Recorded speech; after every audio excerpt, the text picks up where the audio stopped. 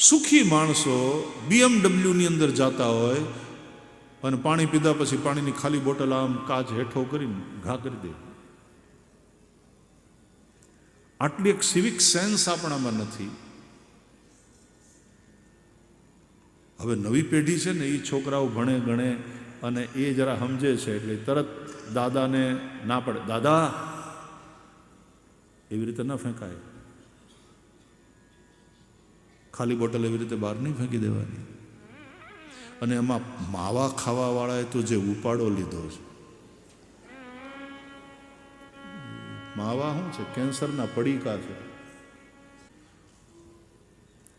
એક જણો છે ને આમ દૂર બેઠો બેઠો પગમાંથી પગ ચડાવીને પછી આમ આમ આમ ચોળ. મેં કીધું આ મારું ધ્યાન ગયું. મેં કીધું આ શું કરે ક્યારનો આમ ચોળે?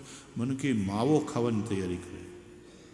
મેં કીધું આમ આમ શું કામ કરું? તો કે કંઈક કરવું પડે છે, પડીકા એ રીતનું હોય, આમ દબાવી દબાવી અને એ કરવું પડે. અને પછી જોયું ને ખોલી માવો મોઢામાં નાખી અને કાગળી ઉડાડી. આપણી પદ્ધતિ. અમારે હરિમંદિરમાં એ ઉડાડેલા કાગળિયાને હું વીણું છું. દર્શન કરતા જાય અને અમારા માટે સેવા છોડતા જાય કે લગાડો હવે જાડો. આપણામાં આ સમજણ ક્યારે આવશે? પ્રધાનમંત્રીજી ક્લીન ઇન્ડિયા મૂવમેન્ટ કરે છે, પોતે હાથમાં, દેશનો વડાપ્રધાન હાથમાં ઝાડુ લઈ અને વાળી ચોળી સાફ કરે, જેથી કરીને આપણને ખબર પડે. સ્વચ્છ ગામડું. નહીં તો ગંદકી હોય તો ગામડું લાગવાને બદલે ગુમડું લાગે.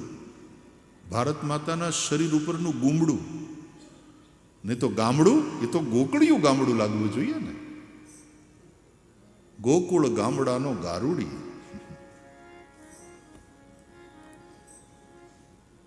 પ્લાસ્ટિકે માજા મૂકી. તો આ માવાવાળાના જે કાગળિયા ઉડે, અને હું એને ગોતું છું, આનું નામ માવો કોણે પાડ્યું? આ કેન્સરના પડીકા એને માવો કોણ કહે છે? આ માવા છે?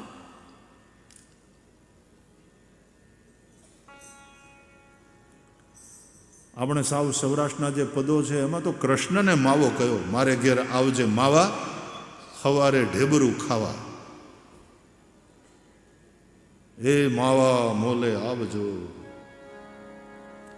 મારે પૂર્વ જન્મની પ્રીતુ રે.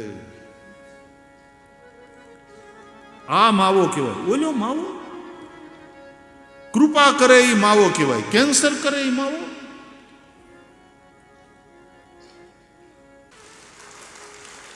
લોકડાઉનમાં તો એના મેં સાંભળ્યું જે કાળા બજાર થયા છે, અને રોજના કેટલા કેટલા માવા ખાય મજૂર માણસ. માંડ માંડ મજૂરી કરી ઘરનું પૂરું કરતો હોય, એમાં આટલા બધા પૈસા આમાં જતા રહે. દૂધ વેચીને માવા લઈ આવે, બોલો માલધારી. ખાનપાન શુદ્ધ રખો. દૂધનો ધંધો કરો છો તમે પીઓ ને.